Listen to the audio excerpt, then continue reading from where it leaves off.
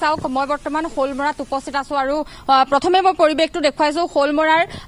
যি মথাউৰি তিনিটা অংশত আচলতে ভোগদৈ মথাউৰি শোলমৰাৰ তিনিটা অংশত বৰ্তমান সময়ত ছিগিছে কিন্তু বৰ্তমান সময়লৈকে বিভাগীয় কোনো লোক এই স্থানত উপস্থিত হোৱা নাই কিয়নো বাৰম্বাৰ তেওঁলোকৰ দাবী আছিল পূৰ্বেও আমি ND24 দৰ্শকসকলক সেই সন্দৰ্ভত তেওঁলোকৰ মন্তব্য প্ৰচাৰ কৰিছিলো কিয়নো যেতিয়া সময় থাকে তেতিয়া কিন্তু বিভাগে যেনেধৰণে মথাউৰি নিৰ্মাণৰ ক্ষেত্ৰত ব্যৱস্থা গ্ৰহণ কৰিব লাগে তেনেধৰণে ব্যৱস্থা গ্ৰহণ নকৰাৰ ফলতে আজি তিনিটা অংশ ইয়াৰ ছিগিছে আৰু এইটো অঞ্চল বিশেষকৈ কৃষিজীৱী লোকে এইটো অঞ্চলত বসবাস কৰে আৰু মোৰ সহযোগে দেখুৱাব এয়া যিহেতু পানীৰে উপচি পৰিছে ইয়াত কিন্তু মৎস্য পালন কৰি একাংশই নিজৰ পৰিয়াল পোহপাল দি আছে কিন্তু এতিয়া পানীৰে ফিচাৰী আৰু পানী প্ৰায় একাকাৰ হৈ পৰিছে পথাৰৰ বিভিন্ন অংশ আচলতে বুৰাই পেলাইছে প্ৰায় 20খন গাঁও জলমগ্ন হৈ পৰিছে অঞ্চলটোৰ বহু সংখ্যক ৰাইজ আছে ইয়াত আশ্ৰয় শিবিৰৰ ব্যৱস্থা কৰা হৈছে ঠিকেই কিন্তু জিলা প্ৰশাসনে এইটো অঞ্চলত যেনেধৰণে ব্যৱস্থা গ্ৰহণ কৰিব লাগিছিল বা গুৰুত্ব দিব লাগিছিল তেনেধৰণে গুৰুত্ব দিয়া নাই আজি সমগ্ৰ যোৰহাট জিলাখনতে মৰিয়নি টিয়ক তিতাবৰ সমগ্ৰ জিলাখনতে কৰবাত যদি কৃত্ৰিম মানে ভয়াৱহ ৰূপ লৈছে কৰবাত আকৌ ভোগদৈৰ বাহনী পানীয়ে এক ভয়ংকৰ ৰূপ ধাৰণ কৰিছে মই কিছু মন্তব্য ল'ম পোনে পোনে মন্তব্য ল'বলৈ চেষ্টা কৰিম কিয়নো দীৰ্ঘদিনীয়া দাবী আছিল যে এই মথাউৰিটো বিজ্ঞানসন্মতভাৱে নিৰ্মাণ কৰিব লাগে সময় থাকোঁতে যদি বিভাগে এই ব্যৱস্থাসমূহ কৰিলেহেঁতেন আজি এনেদৰে দুৰ্ভোগ ভুগিবলগীয়া নহলহেঁতেন আপোনালোক নিশ্চিতভাৱে আমাৰ এইটো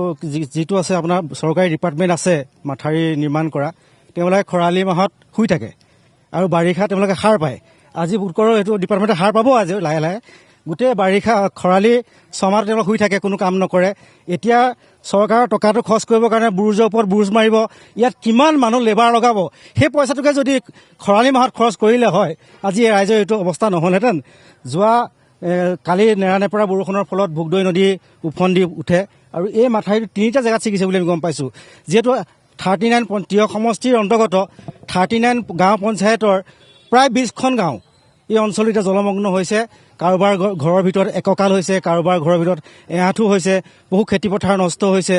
মানে পশুধন নষ্ট হৈছে মানে ৰাইজৰ মানে ইমানেই বিলৈ বিপত্তি নোহোৱা হৈছে ইফালে ওপৰৰ পৰা বৰষুণ যিহেতু মানে যথেষ্ট আৰু আমাৰ এই অঞ্চলটোত যথেষ্ট মানে মৎস্যজীৱী লোক আছে আপুনি দেখিছে ঠাইতে এটা 20 বিঘা মাটি এটা ফিচাৰী এইটো সম্পূৰ্ণৰূপে বিধ্বস্ত হৈ গৈছে গতিকে আমি অনুৰোধ জনাম অনাগত দিনত যাতে এই মথাউৰিবিলাক শৈল্যবান দি যাতে কটকটীয়া কৰি ৰাইজৰ নিৰাপত্তাটো ৰক্ষা হয় ৰাইজে শান্তিৰে থাকিব পাৰে এতিয়া চাওকচোন আপোনালোকে ইমান খৰাং হৈ আছিল ৰাইজে মেচিন চেচিন লগাই মাটিবিলাক ৰুই গ'ল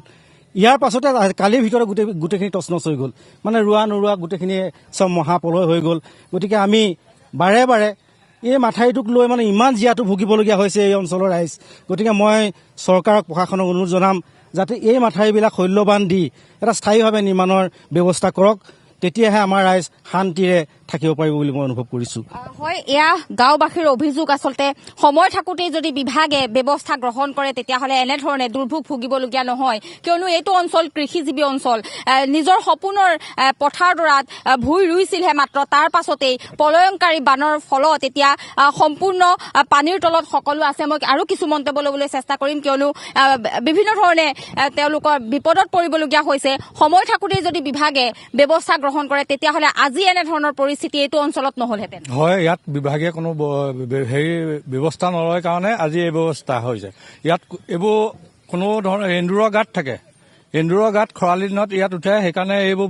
হাবি জংঘল নেকাটে এইফালে এন্দুৰৰ গাঁত দিয়ে সেইফালে দিয়ে হৈ যায় এইখিনিতে এটা ঘৰ আছিলে এইয়া উঠাই নিছে এখন স্তুতি গ'ল এইটো দেখিছে নেকি আপোনালোকৰ এইয়া টিংচিং তাত লাগি আছেগে এইখিনিতে এটা ঘৰ আছিলে ঘৰ এইটো উঠাই লৈ গৈছে এইফালে 3 জেগাত ছিগিছে মথাউৰি এইফালে সোণাৰী গাঁও ওপৰদেউৰী মজিয়া ভেটি কাকতি চুক চিঙেলিয়াতি গোৱাল গাঁও এইফালে গোটেই জলমগ্ন হৈ বৰ্তমান এতিয়া জলমগ্ন হৈ আছে হয় বহু বছৰৰ পাছত এনেধৰণে বানে বিধ্বংসী ৰূপ লৈছে ভোগদৈৰ মথাউৰি ছিগাৰ ফলত জলমগ্ন হৈছে কেইবাখনো গাঁও হয় আজি আমি ইমানটো হ'লেও এই লেখীয়া আজি দেখাই নাই এই লেখীয়া বান এই যিটো বানে আজি আধা ঘণ্টাৰ ভিতৰত গোটেই চাৰখাৰ কৰি দিলে আমাৰ যিখিনি আমি কৃষিজীৱী মানুহ সেই মানুহখিনি এতিয়া আমাৰ লৈ থৈ হৈছে ইয়াত আমাৰ এতিয়া খেতি গৈছে, আমাৰ মাছ পালন সকলো গৈছে, এইখিনি সকলোখিনি আমাৰ মানে ধ্বংস গৈছে। কাৰণ এইটো বিভাগীয় কৰ্তৃপক্ষই অৱহেলাৰ কাৰণে আমাৰ এইখিনি আমাৰ দুৰ্যোগত ভুগিবলগীয়া হৈছে। কাৰণ এইখিনি ইয়াত উঁয়ে তলত গাঁত দিছে, খা খৰালি তেওঁলোকে কোনো ইয়াত মানে পৰিদৰ্শন নকৰে। বাৰিষা আহি এনে ইয়াত অকণমান ৰাইজক দেখুৱাবহি, কিন্তু বস্তুটো খা খৰালিয়ে কমপ্লিট ক্লিয়াৰ কৰি ল'ব লাগে, তেতিয়াহে আমাৰ এই মথাউৰিখিনি ঠিক হ'ব। আজি মানে যিটো পানী আহিলে মানে এইটো আধা ঘণ্টাৰ ভিতৰত গোটেই ডুব গৈছে। কালিৰে পৰা যিহেতু এক ভয়ংকৰ পৰিস্থিতি, জিলা প্ৰশাসনে ব্যৱস্থা গ্ৰহণ কৰিছেনে বা আপোনালোকৰ লগত যোগাযোগ নাই, কৰিছেনে? আমি দেখাই নাই এতিয়ালৈকে জিলা প্ৰশাসনক। আহিছে যদিও ৰাতি নাজানো, কিন্তু আমি ইয়াত দেখা নাই। আমি ৰাতি 11 বজাৰ পৰা আমি ইয়াত আছো, এতিয়ালৈকে আমি দেখা নাই। নাই দেখা, নাই কোৱা। হয় প্ৰিয়ংকা, ধন্যবাদ জ্ঞাপন কৰিছো।